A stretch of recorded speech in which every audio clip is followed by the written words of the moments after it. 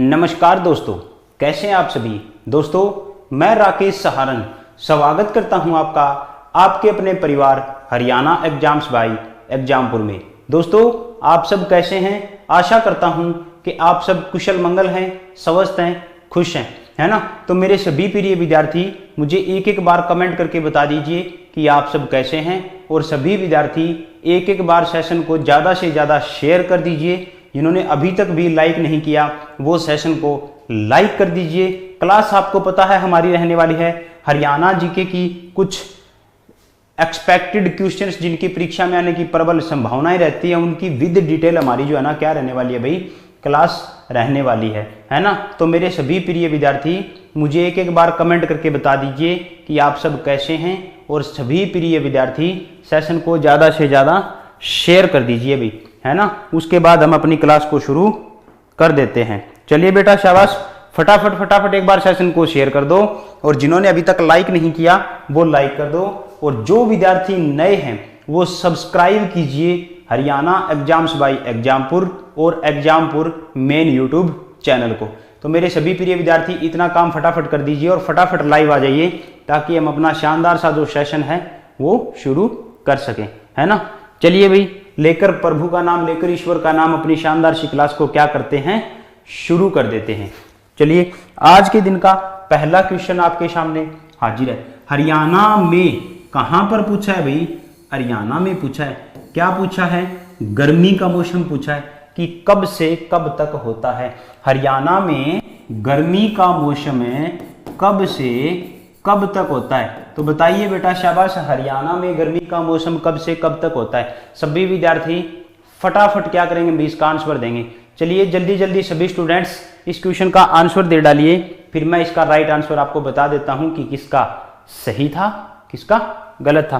क्या हरियाणा में अप्रैल से जून यानी कि अप्रैल, मई और जून में गर्मी होती है, या जनवरी से मार्च, ठीक है, अप्रैल यानी कि चौथा महीना, मई पांचवा महीना, जून छठा महीना, ठीक है भाई।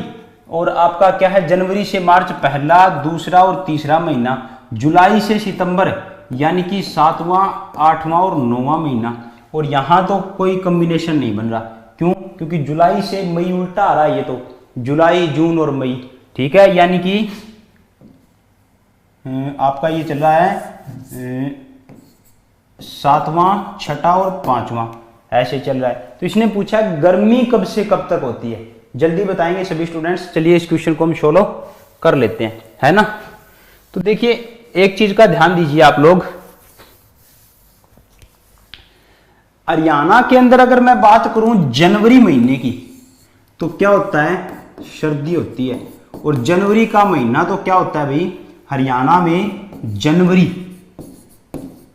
जनवरी का महीना हरियाणा में क्या होता है, सबसे ठंडा होता है। याद रखना, जनवरी का महीना हरियाणा के अंदर सबसे ठंडा। ये पूछे ना हरियाणा में कौन सा एक महीना सबसे ठंडा होता है, तो एक महीना पूछे ना तो जनवरी कर देना, और दो पूछे तो कौन कौन से महीने होते हैं जो सबसे ठंडे होते हैं, दिसंबर व जनवरी। कौन कौन से भाई, दिसंबर व जनवरी। अब बात आ जाती है कि कौन कौन से महीनों में सबसे ज्यादा गर्मी होती है। तो सबसे ज्यादा गर्मी कौन कौन से महीनों में होती है, मई, जून क्या होते हैं भाई, ये सबसे गर्म होते हैं हरियाणा के अंदर। ये क्या होते हैं, हरियाणा के अंदर सबसे गर्म होते हैं, ठीक है। तो इसमें जनवरी आ गया, ये तो हमारा आंसर हो नहीं सकता, ठीक है। जुलाई अगस्त में क्या होता है, वर्षा होती है।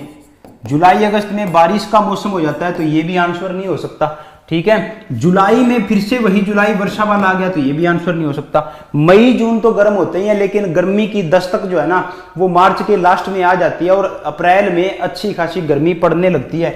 और इस प्रकार हमारा राइट आंसर ऑप्शन ए हो जाएगा।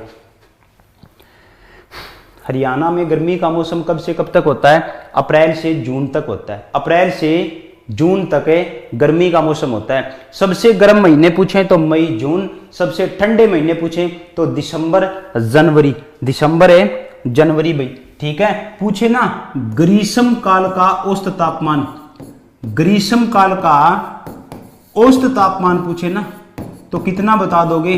ग्रीष्म काल का औसत तापमान पूछे तो 35 डिग्री सेल्सियस। और पूछे ना शीतकाल का औसत तापमान, शीतकाल का औसत तापमान पूछा जाए 12 डिग्री सेल्सियस 12 डिग्री सेल्सियस। और वर्षा ऋतु जो होती है मुख्यतः हरियाणा के अंदर 3 ही क्या पाई जाती है भी ऋतुआं मुख्यतः, है ना, ग्रीष्म ऋतु, शीत ऋतु और वर्षा ऋतु।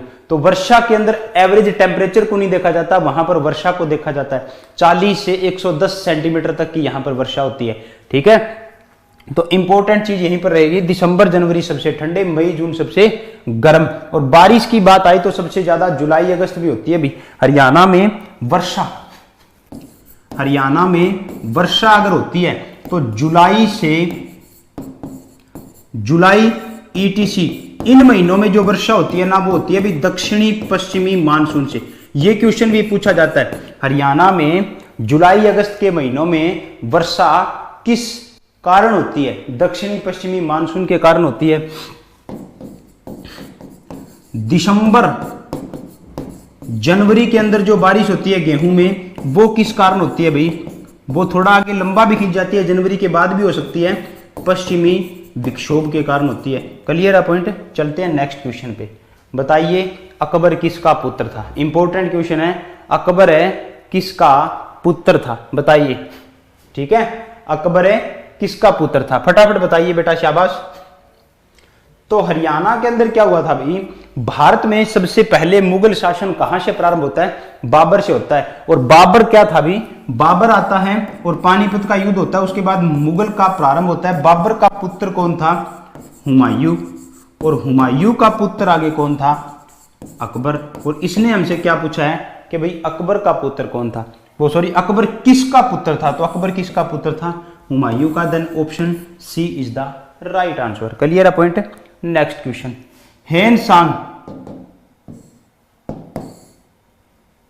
हैनसांग है खालिस्तान के शासन के दौरान भारत आया था। बताइए क्या हैनसांग इंदिरा गांधी के समय भारत आया था क्या, या शाहजहां के समय भारत आया था, या फिर आपका हर्षवर्धन के समय, या अटल बिहारी जी वाजपेयी के समय, किसके शासन काल में, सीधे सीधे कट रहे हैं दोनों ही ऑप्शन। अब 2 बच गए आपके पास, ठीक है। तो हैनसांग शाहजहां के समय ना आकर हर्षवर्धन के समय क्या हुआ था भाई, भारत आया था। और इस समय हर्षवर्धन ने कहां पर शासन कर रहा था भाई, थानेसर। कहां पर, थानेसर। क्लियर हुआ पॉइंट। क्वेश्चन नंबर 3 भी कंप्लीट। नेक्स्ट क्वेश्चन, भैंसों की सबसे अधिक आबादी कहां पर पाई जाती है।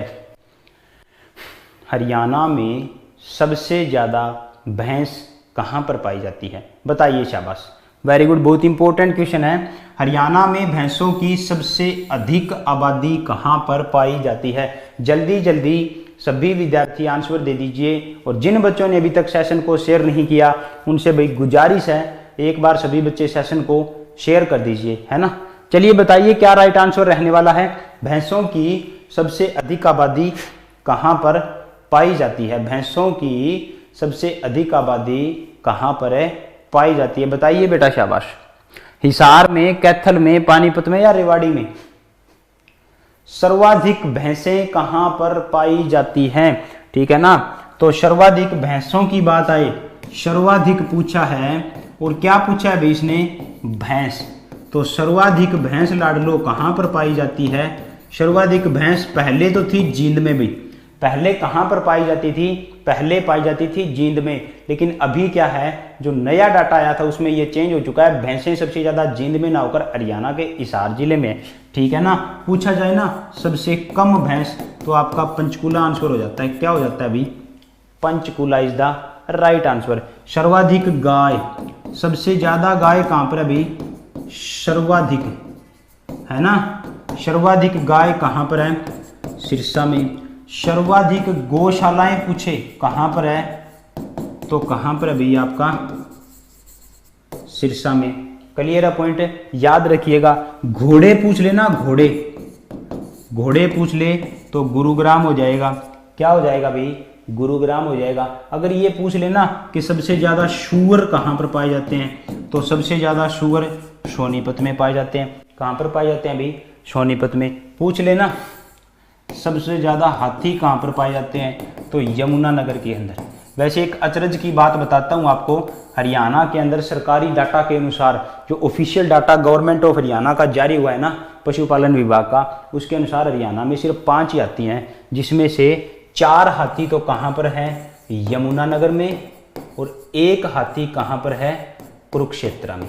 क्लियर हुआ पॉइंट है, याद रखिएगा इन चीज़ों को, ठीक है। चलते हैं हम नेक्स्ट क्वेश्चन में। तो इस क्वेश्चन का राइट आंसर क्या हो जाएगा अभी, सर्वाधिक भैंस कहाँ पर पाई जाती है, सर्वाधिक भैंस हिसार के अंदर पाई जाती है। Clear, no doubt. Next question, Haryana में औरतें सोने से बने हुए गहने पुरली को कहाँ पर पहनती हैं। कहीं कहीं आपको ये ऐसे लिखा हुआ मिल सकता है भी, ठीक है ना, पुरली कहाँ पर पहना जाता है। क्या भी पुरली क्या है, एक आभूषण है, किस धातु से बनता है, सोने से बनता है, और यह किनके द्वारा धारण किया जाता है, पुरुष या औरत, तो औरतों के द्वारा धारण किया जाता है। यह पुरली नामक आभूषण जो सोने से बनता है, जो औरतों के द्वारा धारण किया जाता है, यह कहाँ पर, शरीर के किस अंग में धारण किया जाता है। क्या उंगलियों में, बिल्कुल नहीं, ठीक है। तो क्या कान में, बिल्कुल नहीं। तो क्या नाक में, बिल्कुल, है ना। क्या भी बूझनी पूछता आपसे, झुमके पूछता आपसे, झुमकी पूछता आपसे, अगर इस प्रकार से पूछता ना भी कहाँ पर डाले जाते हैं, तो कान में, ठीक है। माला, मोहन माला, मटर माला, गलसरी, ठीक है, और आपकी पतरी, ये आभूषण पूछता तो गर्दन यानी कि गले के आभूषण हो जाते, ठीक है। अंगूठी जैसे कोई भी आभूषण पूछता उंगलियों का हो जाता, लेकिन इसने पूछा पुरली, तो पुरली कहाँ पर डाली जाती है भाई, पुरली डाली जाती है नाक में। इसके अलावा एक कोका आता है भी, कोका बोलते हैं उसको, ठीक है। ये कोका भी कहाँ पर डाला जाता है, नाक में डाला जाता है। क्लियर है पॉइंट है। चलते हैं नेक्स्ट क्वेश्चन पे, है ना। सभी बच्चे सेशन को शेयर करते रहना भाई, शेयर नहीं रुकना चाहिए। हरियाणा की मुख्य खरीफ फसल पूछा है भाई, हरियाणा की मुख्य खरीफ फसल कौन सी है। तो बताइए बेटा, शाबाश, कौन सी है, फटाफट आंसर दीजिए। हरियाणा की मुख्य खरीफ फसल कौन सी है, हरियाणा की मुख्य खरीफ फसल का नाम बताइए, शाबाश। क्या गेहूं है मुख्य खरीफ फसल, या जवार है, या रागी है, या चावल है, ठीक है ना। तो आपको मैं कई बार बता चुका हूं भाई खरीफ की फसलों के बारे में। चलिए आप लोग आंसर दीजिए, शाबाश। खरीफ और रबी 2 फसलें होती है। खरीफ में आ जाते हैं आपके चावल, कपास, इस समय की जो फसलें होती है ना वो आपकी खरीफ में आती हैं। जैसे आप गवार का उदाहरण ले लो, आप मूंगफली का उदाहरण ले लो, ये सब की सब क्या है भी आपकी खरीफ फसलें, यानी कि वर्तमान में जिन फसलों की कटाई हो रही है या हो चुकी है या कुछ समय बाद होने वाली है। जिन फसलों की अभी हमारी क्लास, आज के दिन हमारी क्लास चल रही है, तो आज के दिन के समय में जिन फसलों की कटाई या तो हो रही है या कुछ दिन पहले हो चुकी है या कुछ दिन बाद होने वाली है, वो फसलें का आपकी कौन सी फसलें अभी, खरीफ की फसलें। रबी की फसलें वो फसलें होती है जो मार्च अप्रैल के अंदर काटी जाती है ना, जिसके अंदर क्या आ जाएगा, आपका गेहूं आ जाएगा, ठीक है, जिसके अंदर आपका क्या आ जाएगा, सरसों आ जाएगा, चना आ जाएगा, ठीक है, आपकी रागी फसल जो दे रखी है रागी आ जाएगा। ये सब फसलें जो होती है ना आपकी क्या होती है अभी, रबी की फसलें होती है। इसने पूछा मुख्य खरीफ फसल, तो कौन सी अभी, तो मुख्य पूछा है। वैसे तो जवार भी है, वैसे तो जवार भी खरीफ की फसल ही है, ठीक है ना, वैसे तो जवार भी खरीफ की फसल है, लेकिन इसने पूछा भाई मुख्य, मुख्य में अहम इंपोर्टेंट, ठीक है ना, तो कौन सी है, चावल है। क्लियर है पॉइंट, मेन पूछा है ना, क्लियर हुआ अच्छे से। चलते हैं नेक्स्ट क्वेश्चन पे। राष्ट्रपति प्रणब मुखर्जी थे उस समय, कौन से राष्ट्रपति थे भी, प्रणब मुखर्जी थे, श्री प्रणब मुखर्जी उस समय क्या थे, राष्ट्रपति थे, और वर्तमान में कौन है, श्री रामनाथ जी कोविंद। तो क्वेश्चन क्या पूछा भी, राष्ट्रपति प्रणब मुखर्जी ने हरियाणा गोवंश संरक्षण, हरियाणा गोवंश संरक्षण, ठीक है ना, गौ माता की रक्षा और सुरक्षा के लिए, है ना, एक कानून पारित किया था, एक अधिनियम लागू किया था हरियाणा सरकार ने। तो हरियाणा गोवंश संरक्षण और गो संवर्धन बिल, गो संवर्धन बिल को खालिस्तान में अनुमति दी थी? बताओ कब दी थी? 6 जनवरी को, 18 मई को, 24 अप्रैल को या 12 नवंबर को? जल्दी बताओ बेटा, शाबाश। फिर हम नेक्स्ट क्वेश्चन पे चलते हैं। हरियाणा सरकार ने एक कानून पारित किया था भाई, कौन सा था? गोवंश संरक्षण और गो संवर्धन बिल है ना, विधेयक। ये एक प्रस्ताव पेश किया था, पारित किया था, जिसे बाद में राष्ट्रपति जी ने मंजूरी दे दी थी और वो एक अधिनियम, एक एक्ट बन गया था। यह इस पर किस दिन राष्ट्रपति जी ने अपने हस्ताक्षर किए थे? उस ऐतिहासिक दिन को बताइए। वेरी गुड, बताइए, शाबाश। जल्दी जल्दी सभी बच्चे कमेंट करेंगे, वेरी गुड, ठीक है। देन राइट आंसर इज 12 नवंबर 2015 को। और इस समय अगर पूछा जाए सीएम हरियाणा के कौन थे, तो मनोहर लाल खट्टर क्या थे भाई? इस समय सीएम थे। क्लियर है, पॉइंट है 12 नवंबर 2015। ओके, चलते हैं नेक्स्ट क्वेश्चन पे। नेक्स्ट क्वेश्चन आपके सामने हाजिर है भाई, हर्षवर्धन की मृत्यु के बाद, ठीक है। हर्षवर्धन थानेसर की गद्दी पर बैठा, यानी कि थानेसर को अपनी राजधानी बनाया। बाद में परिस्थितियां ऐसी आ गई कि उसने थानेसर से कन्नौज अपनी राजधानी बना ली, ठीक है ना।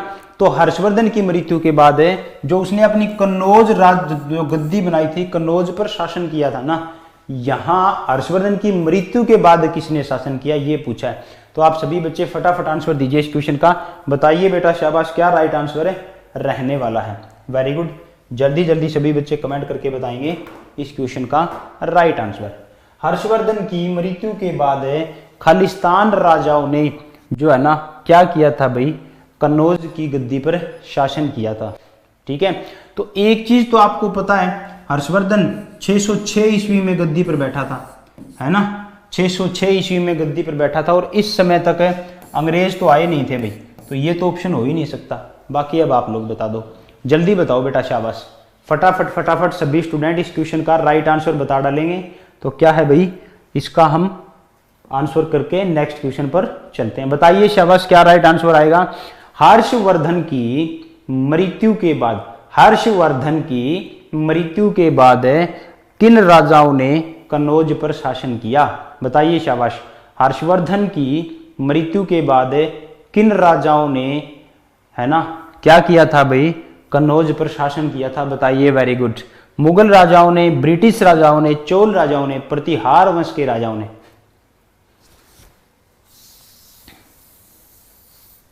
क्या राइट आंसर आएगा?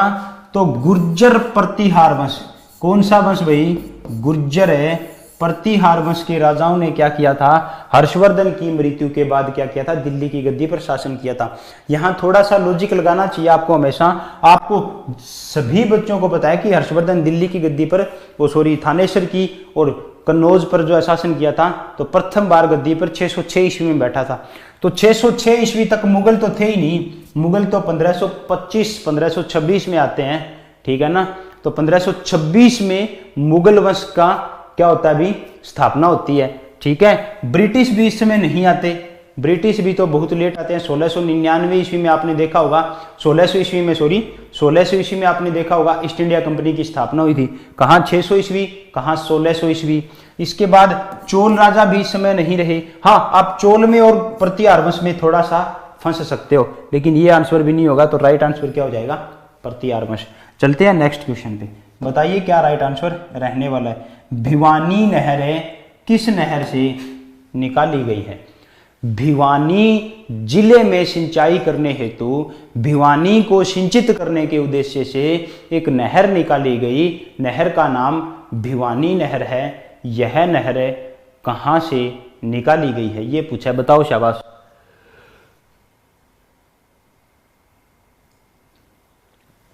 बताइए भिवानी नहर कहां से निकाली गई है? जल्दी बताएंगे सभी बच्चे भी, टाइम वेस्ट बिल्कुल भी नहीं करना है। भिवानी नहर कहां से निकाली गई है, ठीक है ना। तो पंजाब में नांगल बांध बनाकर क्या निकाली गई है भाई? पंजाब में नांगल बांध बनाकर निकाली गई है भाखड़ा नहर। कौन सी नहर है? भाखड़ा नहर है। और भाखड़ा नहर हरियाणा में टोहाना से प्रवेश करती है। टोहाना से क्या करती है भाई? प्रवेश करती है। तो इस भाखड़ा नहर से आगे नहरें निकाली गई हैं। कौन सी है भाई? और भी कई हैं छोटी छोटी ब्रांचेज, लेकिन हम मेन देखेंगे। नरवाना नहर, भिवानी नहर, इसके अलावा भी और कौन कौन सी हैं आपकी, जवाहरलाल नेहरू नहर, उथापक सिंचाई परियोजना, ठीक है। ये सब नहरें जो हैं वो किस नहर से निकाली गई हैं, ये सब नहरें भाखड़ा नहर से निकाली गई है।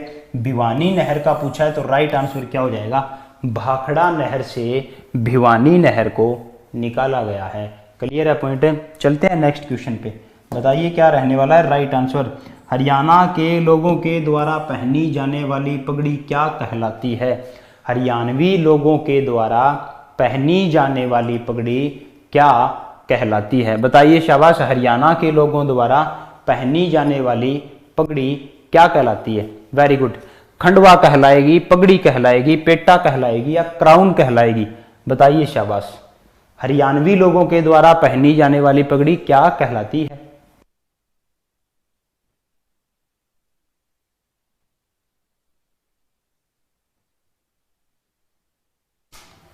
हरियाणा के लोगों द्वारा पहनी जाने वाली पगड़ी क्या कहलाती है, बताएंगे सभी बच्चे, वेरी गुड। जल्दी से, बिल्कुल सही आंसर आ रहा है सभी बच्चों का, खंडवा कहलाती है। अभी हरियाणा के लोगों के द्वारा पहनी जाने वाली पगड़ी क्या कहलाती है, हरियाणा के लोगों द्वारा पहनी जाने वाली पगड़ी खंडवा कहलाती है। Is that clear. Next question,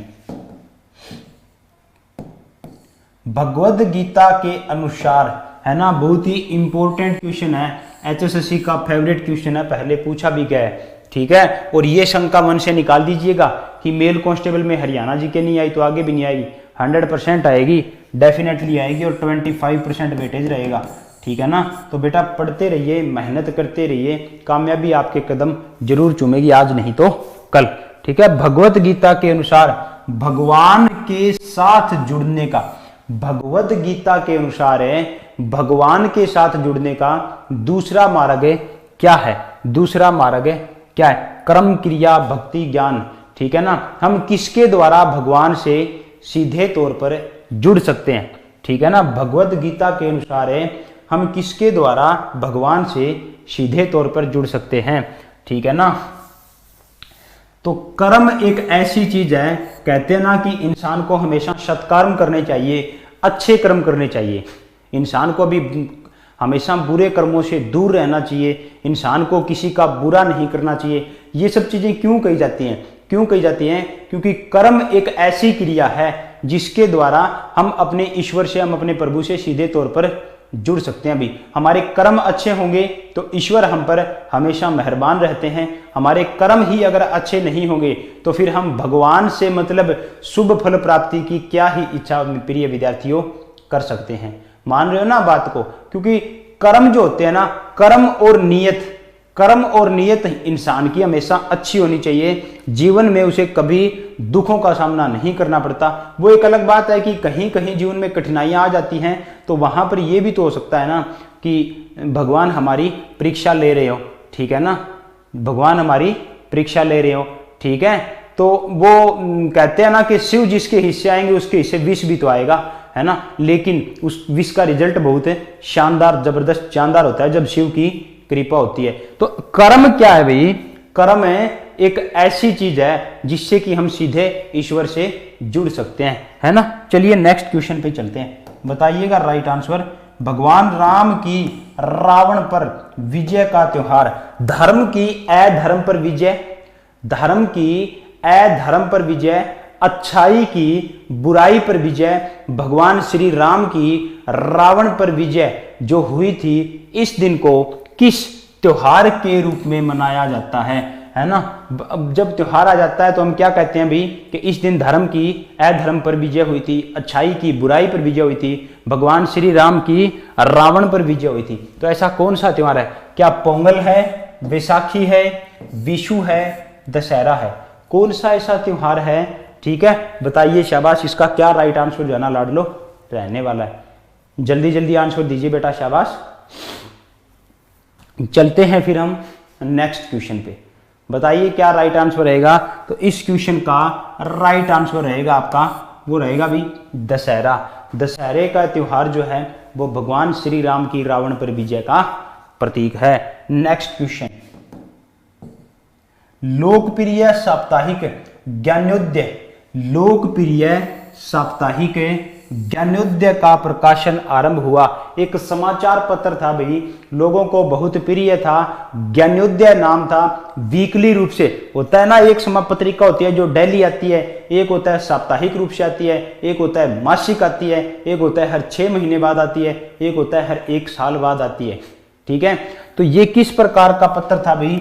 ये साप्ताहिक था। क्या था ये वीकली था। ठीक है, और क्या नाम था इसका? ज्ञानोदय। देखिए यहां पर लिखा हुआ भी है वीकली ज्ञानोदय। ये कहां से प्रकाशित होता था? ब्रह्मानंद जी हैं, उनके द्वारा 1948 में 1948 में ब्रह्मानंद जी के द्वारा क्या किया गया था? भी इसका प्रकाशन किया गया था। तो इसका प्रकाशन जो है वो कहां से होता है? तो इसका प्रकाशन हिसार से होता था। क्लियर है पॉइंट? चलते हैं हम नेक्स्ट क्वेश्चन पे। सेशन को शेयर करते रहिए, शेयर नहीं रुकना चाहिए। हरियाणा का सबसे प्रमुख इको पार्क, या आपको मैं यूं कहूं, हरियाणा का सबसे प्रमुख पर्यावरण संवेदनशील, है ना, पर्यावरण संवेदनशील स्थान कौन सा है? हरियाणा का सबसे प्रमुख इको पार्क, हरियाणा का सबसे प्रमुख पर्यावरण संवेदनशील स्थान है कौन सा है? सबसे प्रमुख इको पार्क कौन सा है? तो कौन सा हो जाएगा भाई? सुल्तानपुर नेशनल पार्क है, जो कि हरियाणा राज्य के गुरुग्राम जिले में है। कहां पर है? गुरुग्राम जिले के अंदर लाडलो ये स्थित है। कौन सा है? सुल्तानपुर नेशनल पार्क है। कहां पर स्थित है आपका? गुरुग्राम में, है ना। गुरुग्राम के अंदर, हरियाणा के अंदर 2 नेशनल पार्क हैं। एक तो है सुल्तानपुर नेशनल पार्क, दूसरा है Kalesar national park. Sultanpur national park की खोज हुई थी 1971 में। ठीक है, पीटर जैक्सन के प्रयासों से। किसके प्रयासों से भाई? पीटर जैक्सन के प्रयासों से सुल्तानपुर नेशनल पार्क की खोज हुई थी। ठीक है, जलीय पक्षियों हेतु रिजर्व, ठीक है, पक्षियों हेतु, जलीय पक्षियों हेतु रिजर्व इसे किया गया था। तो कब किया गया था? 1972 में। याद रखिएगा, सुल्तानपुर नेशनल पार्क हरियाणा राज्य के गुरुग्राम जिले में है। इसकी खोज पीटर जैक्सन के प्रयासों से, इंदिरा गांधी इस समय प्रधानमंत्री थी, 1971 में हुई थी। ठीक है, पक्षियों हेतु आरक्षित इसे कब घोषित किया गया? 1972 में घोषित किया गया। According to government of Haryana India 1989, according to government of Haryana 1991 में इसे क्या बनाया गया था लाडलो? इसे नेशनल पार्क बनाया गया था। क्या बनाया गया था? National park. साइबेरियन सारस के लिए यह प्रमुख रूप से जाना जाता है, या प्रवासी पक्षियों के लिए भी ये प्रमुख रूप से लाडलो जाना जाता है। ये सारी जानकारी आपको पता होनी चाहिए। ठीक है, तो सुल्तानपुर नेशनल पार्क। भाई बताइए इस क्वेश्चन का क्या राइट आंसर रहने वाला है? हरियाणा का निम्न में से एक कॉमेडियन नहीं है। दिए गए 4 ऑप्शन में से 3 ऐसे हैं जो कॉमेडियन हैं और हरियाणा के हैं, एक ऐसा मिलेगा जो हरियाणा का नहीं है। तो कौन सा है? निम्न में से ऐसा कौन है जो कि हरियाणा का कॉमेडियन नहीं है? बताइए, शाबाश।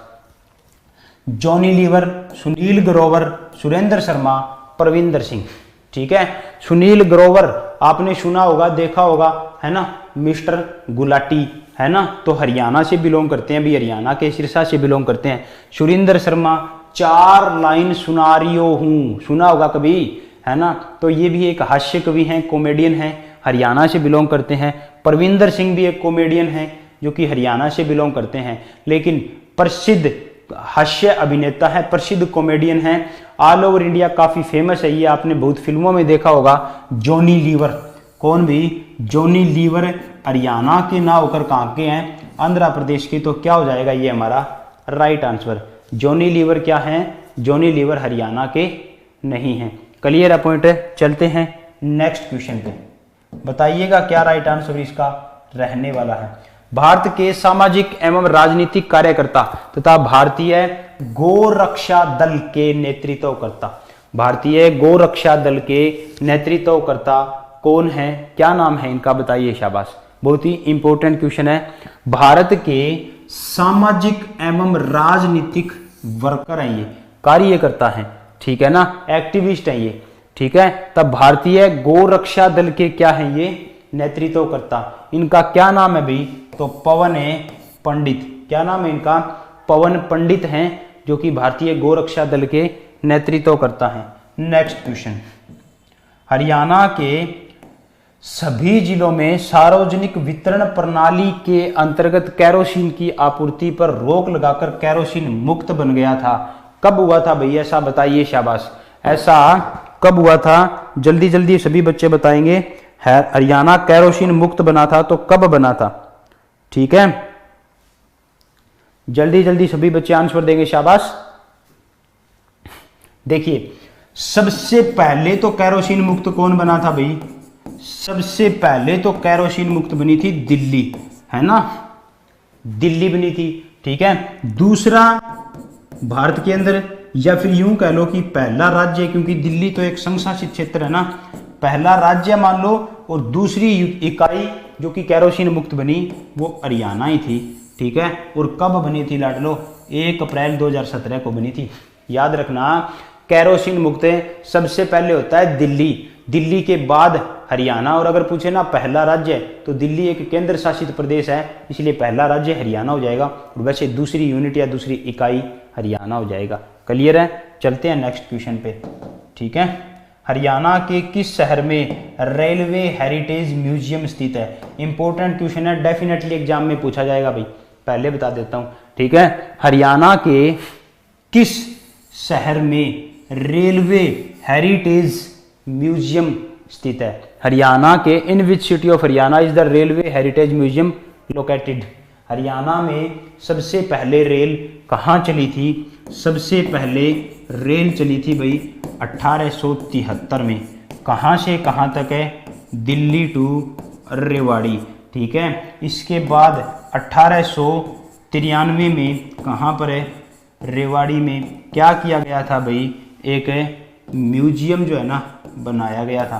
क्या किया गया था, एक म्यूजियम जो है ना बनाया गया था। तो हरियाणा में रेलवे हेरिटेज म्यूजियम कहाँ पर स्थित है, तो हरियाणा में रेलवे हेरिटेज म्यूजियम रेवाड़ी में है, जिसकी स्थापना 1893 में हुई थी। क्लियर हुआ, सभी बच्चे सेशन को शेयर कर दीजिएगा, है ना। तो हरियाणा के किस शहर में रेलवे हेरिटेज म्यूजियम है, तो ये आपका रेवाड़ी में है, 1893 में स्थापित हुआ था। अब अगर ये पूछ लेता ना, railway carries and wagon workshop Haryana में किस स्थान पर है, railway carries and wagon workshop है, तो ये आपका Jagadhri. Railway carries and wagon workshop Haryana में कहां पर है, तो जगाधरी के अंदर है। क्लियर है क्वेश्चन, नेक्स्ट पे चलते हैं। कुरुक्षेत्र का नाम हरि क्षेत्र किस ग्रंथ में देखने को मिलता है, जो हरियाणा की धर्म नगरी है, सिटी ऑफ पाक्स कुरुक्षेत्र है, इसे हरि क्षेत्र किस ग्रंथ में कहा गया है, तो जल्दी से आंसर दे दीजिए, शाबाश, है ना। इस क्वेश्चन का आंसर जिस बच्चे ने दे दिया वो ब्रिलियंट, उसकी तैयारी बेहतरीन है भाई, ठीक है। तो दे दीजिए आंसर इस क्वेश्चन का, शाबाश। बताइए क्या राइट आंसर इसका रहने वाला है, ठीक है। कुरुक्षेत्र का नाम हरि क्षेत्र किस ग्रंथ में है, कुरुक्षेत्र का नाम हरि क्षेत्र किस ग्रंथ में है, बताइए, शाबाश।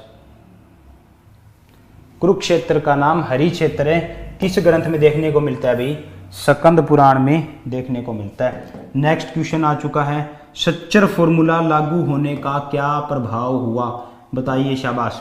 सच्चर फॉर्मूला कब लागू हुआ था भाई, अक्टूबर 1949 में पंजाब के तत्कालीन सीएम, क्योंकि उस समय हरियाणा भी पंजाब का हिस्सा था, है ना, तो पंजाब के तत्कालीन सीएम भीमसेन सच्चर ने सच्चर फॉर्मूला लागू किया था, ठीक है। तो सच्चर फॉर्मूले का प्रभाव क्या हुआ था कि पंजाब को पंजाबी क्षेत्र, हिंदी क्षेत्र और उर्दू क्षेत्र ऐसे 3 हिस्सों में बांट दिया जाए। यहां तक तो ठीक है भाई, लेकिन उर्दू का तो हरियाणा में कोई नाम निशान ही नहीं है, कोई काम ही नहीं है, तो उर्दू तो यहाँ हो ही नहीं सकता, ये तो हो ही नहीं सकता बिल्कुल भी, ठीक है। पंजाब को पंजाबी क्षेत्र और हिंदी क्षेत्र ऐसे 2 हिस्सों में बांट दिया जाए, ये मुझे ठीक लग रहा है। फिर भी आगे और देख लेते हैं। पंजाब को पंजाबी क्षेत्र और उर्दू क्षेत्र, इसका हमारे यहाँ कोई लेना देना न था और नहीं है, ठीक है। बात कर रहा हूं लैंग्वेज की, ठीक है। क्यों लेना देना नहीं है भी उर्दू का, क्योंकि देखो बच्चों क्या हुआ था भी, हरियाणा का गठन हुआ था वो भाषाई आधार पर हुआ था। पंजाब का विभाजन हुआ था वो भाषाई आधार पर हुआ था। ठीक है, तो मैंने ऐसा क्यों कहा भाई इसका कोई लेना देना नहीं था और ना ही है, ऐसा क्यों कहा? क्योंकि हरियाणा का गठन भाषाई आधार पर हुआ था और पंजाबी भाषी क्षेत्र था वो पंजाब रह गया और हिंदी भाषी क्षेत्र था वो हरियाणा बन गया। यानी कि हिंदी जिन हिस्सों में बोली जाती थी, प्रिय थी, वो क्षेत्र हरियाणा हो गया था। इसीलिए उर्दू का इस संपूर्ण विस्तार में कहीं कोई नाम नहीं आता। Then right answer is option B. Option B हमारा क्या हो जाएगा? राइट आंसर हो जाएगा। क्लियर है पॉइंट? चलते हैं नेक्स्ट क्वेश्चन पे। भारत में परशुराम का एकमात्र मंदिर हरियाणा के किस जिले में स्थित है?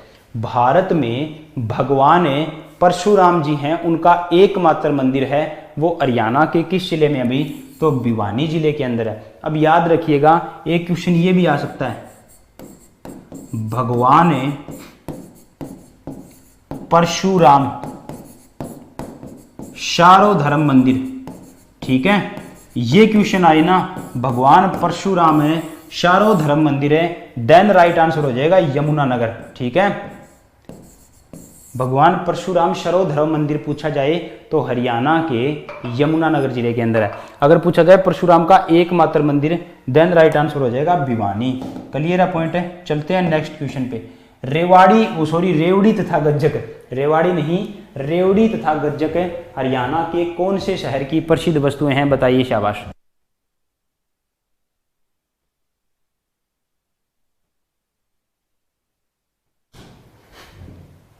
रेवड़ी तथा गज्जक हरियाणा के कौन से शहर की प्रसिद्ध वस्तुएं हैं? ठीक है, रेवड़ी तथा गज्जक पूछा है, रेवड़ी तथा गज्जक, तो रेवड़ी तथा गज्जक हरियाणा के किस जिले की? अभी रोहतक की है। ठीक है, रेवड़ी तथा गज्जक हरियाणा के किस जिले की है? रोहतक की है। पूछ लिया जाए पेड़े कहाँ के फेमस हैं? तो हांसी के फेमस हैं। अभी पेड़े कहाँ के फेमस हैं? हांसी के फेमस हैं। पूछ ले जलेबी कहाँ की फेमस है?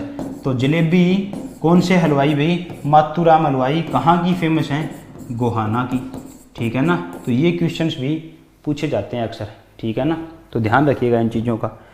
नेक्स्ट क्वेश्चन, निम्न में से हरियाणा के कौन से गोल्फ प्लेयर ने एशियन गेम्स 2010 में सिल्वर मेडल जीता था? ठीक है, ये क्वेश्चन बहुत पुराना हो चुका है वैसे तो, लेकिन मैंने इसलिए डाला है क्योंकि रिसेंटली ये क्वेश्चन एग्जाम में पूछा गया था। तो हो सकता है भाई कि आंखों के सामने फिर से आ जाए, जो पेपर सेट करते हैं उनके और फिर से पूछ ले, इसीलिए।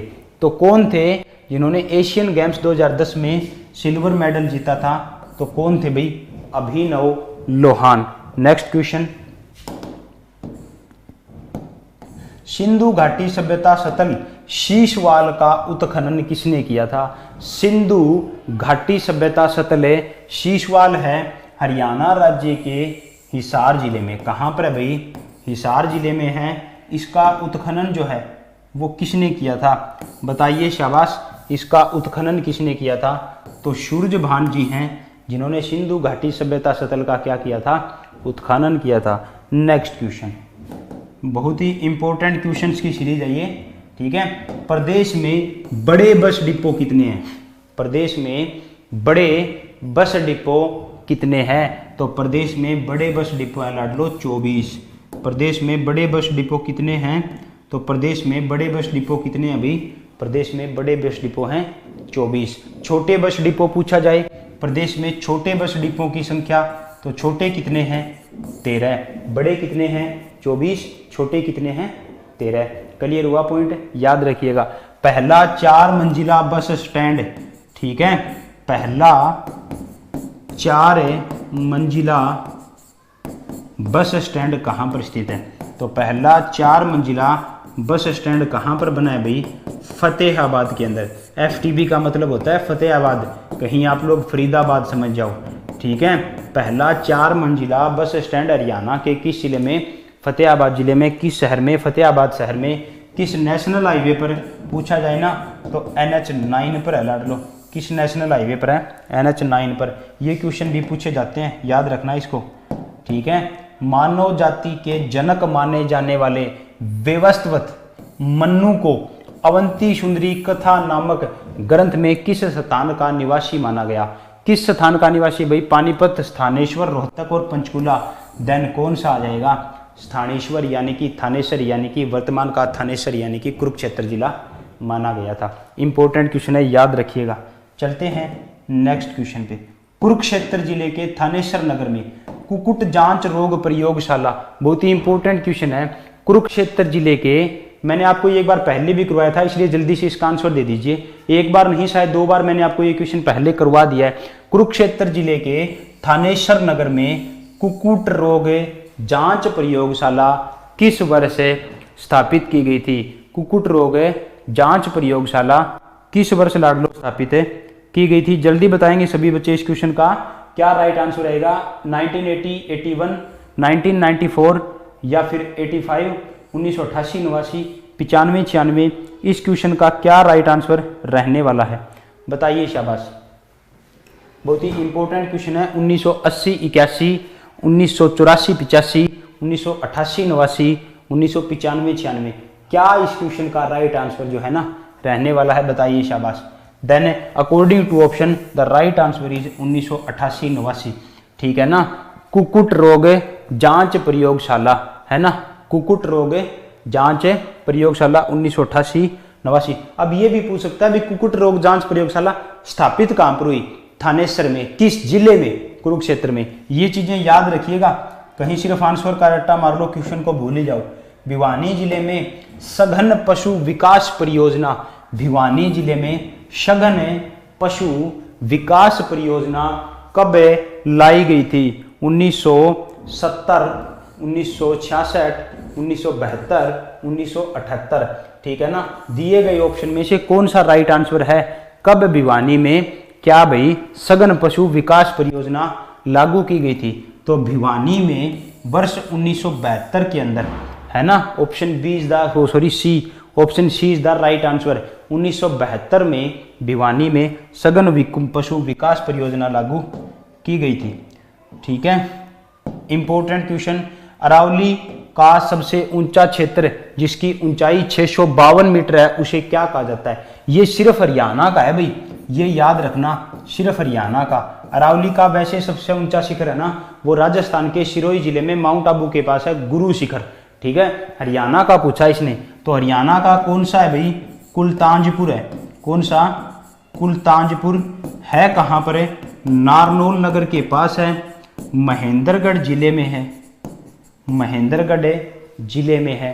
क्लियर है पॉइंट है। अरावली पहाड़ी का सबसे ऊंचा क्षेत्र है, यहाँ पर इसकी ऊंचाई है वो 652 मीटर है। यहाँ इन पहाड़ियों को किस नाम से जाना जाता है? क्योंकि अरावली पहाड़ियों को हरियाणा में अलग अलग नाम से जाना जाता है। नूह जिले में मेवात पहाड़ियाँ कहलाती है, भिवानी जिले में तोशाम पहाड़ियाँ कहलाती है। ठीक इसी प्रकार दिल्ली में इन्हें दिल्ली कटक के नाम से जाना जाता है, तो नारनौल में इन्हें क्या कहा जाता है भाई? ढोसी की पहाड़ियाँ। ठीक है ना, ढोसी आएगा यहाँ पर, ढोसी की पहाड़ियाँ। क्लियर है पॉइंट है। Next question. गले में परिधान किए जाने वाले ऊन से बने मफलर को और क्या कहा जाता है? तो मफलर को कहा जाता है गुलीबंद। और साथियों सर्दी स्टार्ट हो चुकी है, प्रारंभ हो चुकी है, तो अपनी ये प्रबंध अच्छे से कर लीजिएगा क्योंकि बीमारी से बचना बहुत जरूरी है। ठीक है ना। क्योंकि एजुकेशन क्या मांगती है भाई? कंपटीशन क्या मांगता है? कंपटीशन मांगता है कंटिन्यूटी, यानी कि एक भी दिन एजुकेशन यानी कि स्टडी को बंद ना करो। ठीक है। और बीमार हो जाते हैं, 4 या 5 दिन का गैप लग जाता है, बहुत भारी क्षति हो जाती है उस चीज़ की। ठीक है। तो अपना अच्छे से प्रबंध करके रखिएगा, कोई भी बच्चा सर्दी की चपेट में, ठंड की चपेट में मत आ जाइएगा, है ना। ठीक है। तो गुलीबंद कहा जाता है, इसे क्या कहा जाता है? गुलीबंद कहा जाता है। Next question. हरियाणा का कौन सा जिला गेहूं का सबसे बड़ा उत्पादक है? तो कौन सा जिला है भाई? गेहूं व कपास, गेहूं व कपास दोनों ही सबसे ज्यादा कहां पर होती हैं? सिरसा जिले में होती है। ठीक है। गेहूं व कपास सबसे ज्यादा सिरसा। आपको अगर पूछा जाए चावल तो करनाल, संयुक्त रूप से चावल पूछा जाए तो करनाल, कुरुक्षेत्र, कैथल, जींद। और अगर पूछा जाए आम, अगर पूछा जाए गन्ना तो क्या हो जाएगा? यमुना नगर। क्लियर है पॉइंट। चलते हैं नेक्स्ट क्वेश्चन पे, है ना। शिवालिक की पहाड़ियां बहुत सी नदियों का स्रोत है, ऐसी एक नदी है। ठीक है। शिवालिक की पहाड़ियों से बहुत सी नदियां निकलती है, दिए गए ऑप्शन में से ऐसी नदी बताना जो शिवालिक की पहाड़ियों से निकलती है। गंगा, गंगोत्री हिमानी से निकलती है ना, तो शिवालिक की पहाड़ियों से नहीं है। कपिला और कावेरी, कावेरी तो वैसे नहीं हो सकता क्योंकि उत्तर भारत में रह गया हिमालय पर्वत, जबकि कावेरी आ गई दक्षिण भारत की नदी। देन राइट आंसर क्या हो जाएगा? टांगरी नदी। क्या हो जाएगा अभी राइट आंसर? टांगरी नदी। क्लियर है पॉइंट है? क्या हो जाएगा? राइट आंसर हो जाएगा टांगरी नदी। तो मेरे प्रिय विद्यार्थियों, आज की इस शानदार सी क्लास में इतना ही, बाकी का हम अपनी अगली क्लास में पढ़ेंगे। आपको आज की ये शानदार सी क्लास कैसी लगी है मुझे सभी विद्यार्थी कमेंट करके जरूर बताइएगा। आपके वैल्यूएबल कमेंट का मुझे इंतज़ार रहेगा कि आपको आज की क्लास कैसी लगी, है ना। आपको आज की क्लास कैसी लगी, अपना वैल्यूएबल कमेंट जरूर दीजिएगा। क्लास अगर अच्छी लगे तो ज़्यादा से ज़्यादा सेशन को लाइक कीजिएगा, ज़्यादा से ज़्यादा सेशन को शेयर कीजिएगा, सब्सक्राइब कीजिए हरियाणा एग्जाम्स बाय एग्जामपुर और एग्जामपुर मेन यूट्यूब चैनल को। चलिए साथियों, फिर मिलेंगे इसी जोश उत्साह के साथ अपनी अगली क्लास में। तब तक के लिए खुश रहिए, मुस्कुराते रहिए, पढ़ते रहिए। जय हिंद, जय भारत।